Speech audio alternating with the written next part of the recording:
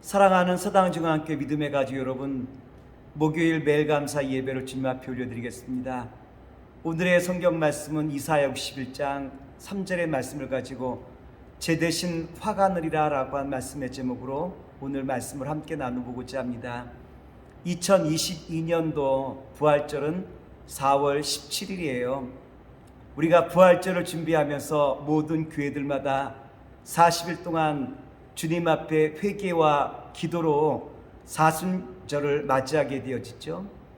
사순절을 맞이하는 교회들마다 조금씩 특색은 있을지 모르겠지만 가장 중요하게 여기는 것이 있다면 예수님의 십자가의 죽으심에 함께 동행하여 나의 삶을 회개와 기도로 주님 앞에 가지고 나가 부활의 아침 주님과 함께 부활을 나누는 날이 바로 이 사순절이요 모든 교회가 준비하는 시간이라고 말씀을 드릴 수 있을 거예요. 40일 동안 우리는 사순절이라고 하는 기간을 맞이하는데 이 사순절 기간 동안 우리는 6번의 주일을 만나게 되었죠. 6번의 주일은 우리가 작은 안식이라 해서 사순절 기간에 포함하지 않아요. 우리는 성의 수요일, 제수일이라고 한 수요일부터 고난주간 마지막 성토요일까지 우리는 사순절을 지나게 되어지고 그리고 그 다음날 부활절을 맞이하게 되어지죠. 우리가 부활절을 기쁨으로 맞이하기 위해서 회개라고 하는 시간이 필요한 거 아니겠습니까?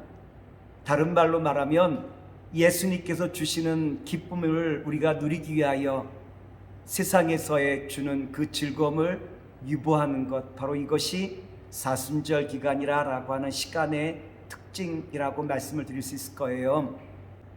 특별히 성경에서 이 40이라는 것은 하나님을 만나기 위한 정화의 시간이라고 우리는 말씀을 드릴 수 있을 거예요.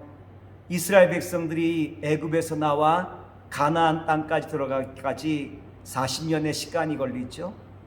모세가 십계명을 받기 위하여 40일 동안 단식하시게 되었죠.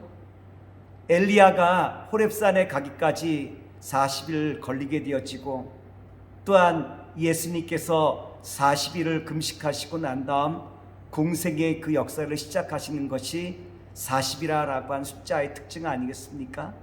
다시 말해서 40이라고 한 이 숫자는 하나님을 만나기 위한 우리의 정화의 시간이라고 말씀을 드릴 수 있는데 사순절이라고 한 이 시간은 결국은 우리가 주님을 만나기 위한 정화의 시간이라고 말씀을 드릴 수 있을 거예요.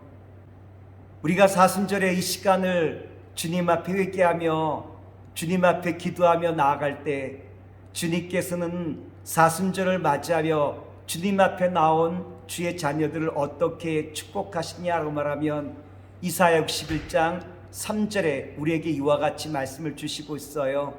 말씀을 봉독하여 드리겠습니다. 무릇 시온에서 슬퍼하는 자에게 화관을 주어 그 죄를 대신하며 기쁨의 기름으로 그 슬픔을 대신하며 찬송의 옷으로 그 근심을 대신하시고 그들이 의의 나무 곧 여호와께서 심으신 그 영광을 나타낼 자라 일컬음을 받게 하려 하심이라. 사순절을 주와 함께 동행하는 자에게 주님께서 어떠한 축복을 주냐면 죄를 대신하여 화관을, 슬픔 대신 기쁨을, 근심 대신 찬송의 옷을 입히신다라고 우리에게 약속하셨어요. 오늘 사랑하는 믿음의 성도 여러분, 사순절을 주님과 함께 동행하는 가운데 주께서 주시는 놀라운 축복이 저와 여러분과 이 땅 위에 가득하기를 다시 한번 기도하겠습니다. 기도합니다. 사랑의 주님, 죄 대신 화관을, 슬픔 대신 기쁨을, 근심 대신 찬송의 옷을 입히시는 주님, 오늘 사순절을 맞이하여 주 앞에 나아가는 주의 자녀들 위해 주님의 놀라운 축복의 기름을 더하여 주시옵소서. 예수님의 이름으로 기도합나이다. 아멘.